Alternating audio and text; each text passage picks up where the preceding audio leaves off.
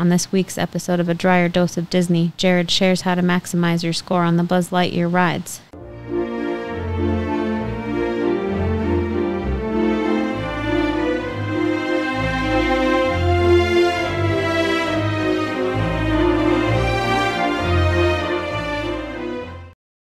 Welcome to this week's episode of A Drier Dose of Disney. I'm your host, Jared Drier, and today we are going to be telling you how to maximize your score on the Buzz Lightyear rides at both Disneyland and at Magic Kingdom and Disney World. But before we do that, we do want to ask, wherever you're listening to this podcast or if you're watching us on YouTube, go ahead and click that subscribe button. That way you're going to get this content delivered into your inbox each and every single week. And season 4, we're in season 4 right now, is our biggest season yet. We have some great tips and tricks that are out there. We kicked off the season with a really great episode about what to do and not to do in the parks. We also did our How to Go to Disney for Almost Free episode now for the general public, the Butterbeer episode, and we loaded our biggest tip or trick to the Patreon page for our subscribers there. So if you would like to get that biggest Disney trick we've ever given out to our audience, you're going to want to click that button down there for Patreon, and you're going to want to become a subscriber at our top tier. And the reason we put this at our top tier is because it is that good of a secret. And number two, a lot of the people that support this show would do a month or two and watch our episodes that are over there, and then they would unsubscribe so that it wasn't a recurring fee. So this way, we're going to do it on the top tier. You only have to pay. Once you get in there, you're going to get the link to that video. You can watch it. And then if you wanted to unsubscribe, you can. But that way, you're going to be able to get the best Disney tip or trick out there for just a single donation to that Patreon page. So definitely check us out in the links below. And then, of course, we've got the Drier Dose of Disney Condo. You can see I'm back in Denver today. We've been back for a couple of weeks now that we've come back from Orlando, and our condo is in full swing. We just had the kitchen completely refinished and redone. We did the backsplash ourselves, so we're really excited about it. You can check out the pictures down in our links in our description below. But we want to encourage you, if you're listening to this podcast, go stay at our condo when you're out there. You're going to stay where we stay. We're only a couple miles, only actually 2 exits away from the Disney parks. We're a little bit further from Universal, but it's a ton of fun to be in Orlando. So check that out. And then our I Can Do This All Day gear is out there on our Etsy page as well. So go check that out. I wore my shirt to the Disney parks quite a few times this summer, and every time I was out there, I got comments on it, and everybody really loved it. So we want to encourage you, get that I Can Do This All Day tip of the day, a shirt and designs out there. And it doesn't have like our podcast logo on it or anything. So it's just a fun shirt to wear, and you're going to get lots of comments on it. So today, this episode is all about winning. And I know some of you guys are probably pretty competitive out there, and I'm going to teach you how to win at Buzz Lightyear. If you don't know this about me, if you go to my Strength Finders, competition is in my top 5. I'm very competitive. I love playing games. I love trivia, and I love beating other people at it. So I am highly competitive. And for me, it was all about winning, and I wanted to maximize my score on these rides. Now, they are different. So we're going to take you through each ride and how to maximize your score on each one because the tactics are a little bit different. So I'm going to tell you, we're starting with Disney World Magic Kingdom, and this is going to be Buzz Lightyear Space Ranger Spin. And then the next part of it will go to Disneyland and Anaheim, and we'll do Buzz Lightyear Astro Blasters. And we're going to talk about that as well. So you may want to skip forward or back in the podcast or on the video, depending on where you're at. And what I recommend is listen to this again when you're in line, in queue for these rides. That way it'll be in your short-term memory. You're going to remember it as soon as you get on the ride. And I'm going to tell you, you only need to remember a couple things to maximize your score. So when you get onto these rides, do know that the maximum score is 999,999. So 999,999 points. You cannot break 1,000,000. But when you're coming to the end of the ride and you're about ready to get off, it's going to give you a score chart, and it's going to tell you where you fall. And only those that get 999 perfect across the board are your Galactic Heroes, which is what obviously Buzz Lightyear is. And now myself, I'm a Galactic Hero at both Disneyland and Anaheim, as well as Disney World out there in Orlando.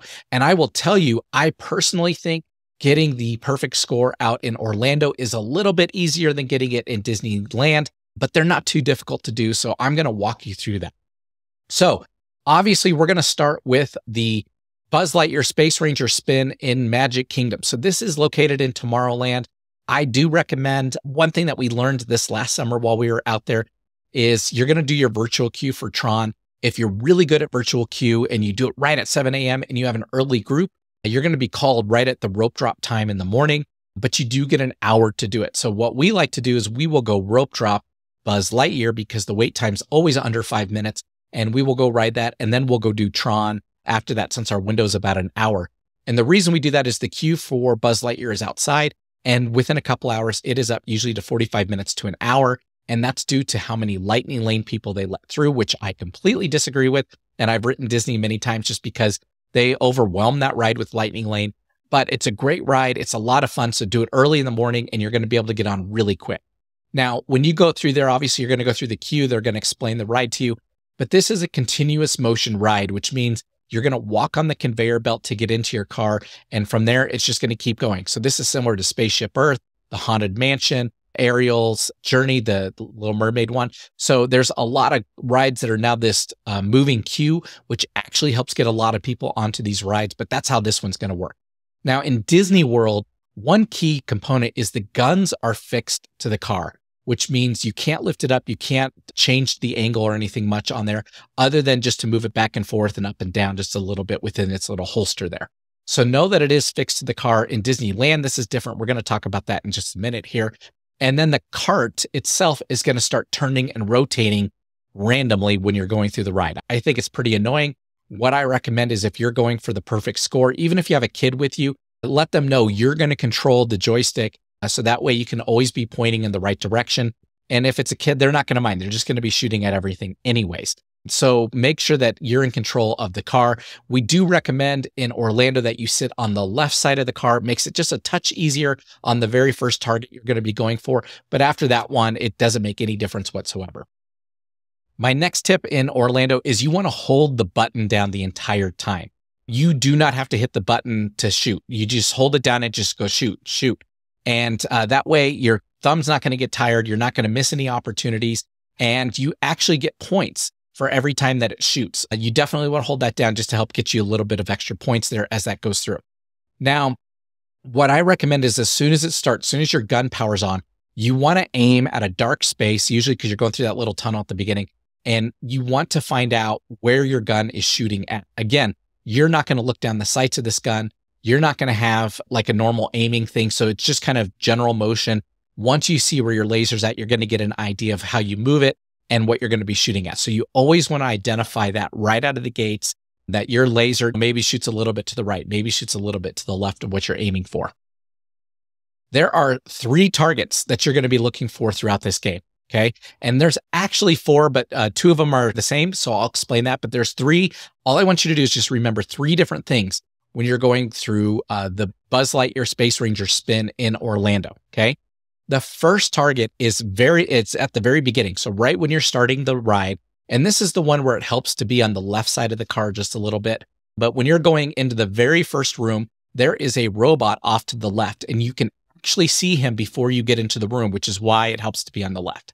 And he's got 2 hands, and you want to shoot his left hand on the inside of his left hand. He's got a target there. That target is worth 100,000 points every time you hit it. So again, you want to be holding down your button and just hit it as many times as you can as you're coming up the ramp towards the robot. This is why it helps to have the joystick in your controls, because as you're shooting at him, the car is going to start rotating a different direction just a little bit, and you're going to want to turn the car to steer it to keep yourself on track for that left hand and in hitting that target. Now, traditionally, the hand does move, which makes it even harder to hit. This last summer, it was stationary. I don't know if it's going to stay stationary. If it does, that helps a ton just because you can just key in on it and just hold down that button and hit it 1, 2, 3, 4. Usually you can hit it 5 or 6 times before you're going to pass it if it's not moving. If it is moving, the other hand's going to get in the way and you're going to be lucky to get it 2 or 3 times, but it's worth 100,000 points each time. So it's 10% of your score every time you hit it. So definitely you're going to want to shoot that on the inside of the left hand. Once you get past that hand and you're no longer able to see the hand, you're going to want to rotate towards the right. And in the room you're going into, you're going to see a big volcano on the back wall. There is a target on the top part of the volcano. So it's still on the volcano. It's not above it. It's on the volcano. It's up by the lava. And you want to shoot that target. This target, you're going to see not only through this whole room, but you're going to see it for a long time. So you're going to want to keep steering your car to be aimed at that target as you make your way through the whole room. That one's worth 25,000 points every time you hit it. So you want to hit this thing a lot. And I can tell you that there's been times that I've hit this thing maybe 15 to 20 times as I go through that big room. And I just keep steering just to stay on target, hitting the top of the volcano. Again, 25,000 points a hit. At this point, usually I'm at about 600,000 or more going into the next room, which is where Zurg's ship is. Now, this is where it gets really different from Disneyland. In Disneyland, if you've ever played that one, or in just a second, I'm going to talk about Disneyland, Zurg has points on his body. In Disney World, that is not the case, okay? So for you, you want to get the points by shooting the base of Zurg's ship. So when I say the base, it's the dead center bottom target, and that one is worth 100,000 points per hit as well. So if you're not at 9999 at this point after those 3 targets, do know that you're going to have another attempt at a second Zurg ship, and it has the same target on the bottom center. And that one's worth a little bit less of points, but that's going to help you finish that journey to 999999 points. Okay. So when you're going through that, that's why I said there's 4 targets. So you have the robot's left hand, the top of the volcano, the base of Zurg's ship is the third, and then you get a second attempt at a base of Zurg's ship for a little bit less points. But you really only need to remember the 3. So the robot hand, the volcano, and Zurg's ship, the very base of it. Now, once you get to the end of the ride, you should be very easily at 999999 points, okay? And I don't know if I said enough 9s. I'm tired of saying 9. So you should be maxed out and able to become a Galactic Hero. Once you're done with the ride and you come off and you go into the gift shop, if you go to the counter and you let them know you had a perfect score, they will verify, they have a computer there, and then they will give you a Galactic Hero sticker. There is Zurg in a jail there. I recommend put on your sticker, take a picture with Zurg, but that way you're going to have the highest score in your group. Now, let's go over to Disneyland, okay? So at Disneyland, it is a little bit different, and I'm going to take you through the differences. This one is called Buzz Lightyear Astro Blasters. This one, the gun is detachable. That is a huge advantage. That helps so much because even if your cart is not positioned in the right way, you can turn your body and position your body in the right direction. That changes everything. That makes this one a lot easier to find the better targets and to shoot them versus the one in Orlando. But they did make it more difficult at Disneyland. And the reason they made it more difficult is because you have different targets that are throughout the place, but they are different values depending on whether or not they're lit up and what shape they are in. So here's how Disneyland works, okay? So here's what you want to be looking for. You want to shoot at Disneyland triangles and diamonds. If it is not a triangle and not a diamond, don't bother. It's worth 2 little points. You're going to burn up too much time. So you want to be looking around the room. Use both your eyes. Look every direction for triangles and diamonds. Triangles are worth 10,000 points and diamonds are worth 5,000 points. But the key is when they light up, what I mean by light up is they get a lit border around them. They are worth 10 times the points. So a triangle that has a border around it is worth 100,000 points every time you hit it. So just like in Orlando, what I recommend is as soon as you get on this ride and you start going, figure out the aim on your gun, especially since you're holding it. Is it shooting a little to the left, a little to the right, maybe a little up or down? Figure out where your laser is hitting, and then you're just looking for triangles and diamonds, and you're shooting at them. Now, when they light up, you definitely want to hit them because they only light up for 1 shot. So if other people are shooting at them, you want to be the one to make sure that you get it. For the triangles, that's 100,000 points. For the diamond, that's 50,000 points when it's lit up. But on this ride, so again, triangles and diamonds, when you get to Zurg, you want to shoot underneath his chest piece. So he's got a chest piece right in the center of his suit. You want to shoot just right underneath that in the center, and there's a target in there. You can't see it and will never light up. That one is worth 50,000 points every single time that you hit it. So when you go in there, you just want to be blasting at his chest as much as you can right underneath his armor there. If Zurg is facing away from you, because this is the challenge on this one, is Zurg will move side to side. He spins. What you want to do is if he's facing away from you, shoot his blaster, his gun, and he will immediately turn towards you, giving you the opportunity to shoot him in the chest multiple times before potentially he moves again. I will suggest don't tell other people that trick in your group, because if they're in a car or 2 ahead of you, they will continually be shooting his blaster and turning him away from you, and then you're going to be fighting to get those points. Now, maybe your triangles and diamonds were lit up as you go through the ride, and you got those points already. so you may not need to worry about it. But if you need them at the end when you're shooting Zurg, you want to shoot him underneath the chest piece, shoot his gun to make him turn towards you. Now, when you're going through this ride in Disneyland, I also want to encourage you, there are like jack-in-the-boxes that pop up. Usually that's where you're going to find your triangles and diamonds. So you want to shoot those boxes to get them to open. And when they do open as lit targets, so you get a great opportunity to get some very quick points when you're shooting at those as well.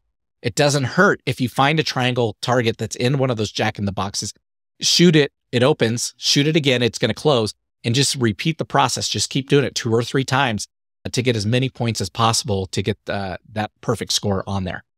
Once you get through the ride, if you're at a perfect score of all 9s, again, you can go to the gift shop and go up to the person there and let them know, and you're going to get your Galactic Hero sticker, and you can take a picture there, and you're going to be the hero of your group. With that, we wish you a very magical day, and we hope that you have a great time planning your next vacation to Disneyland or Disney World. Again, we've got lots of great tips and tricks out there on our podcast, so definitely listen to all those episodes. We highlight the best restaurants, the best places to go, and we have our place to stay there in Orlando. You can find all that in the links down below in the description of the podcast or on YouTube, and we will talk to you guys next time. Bye-bye.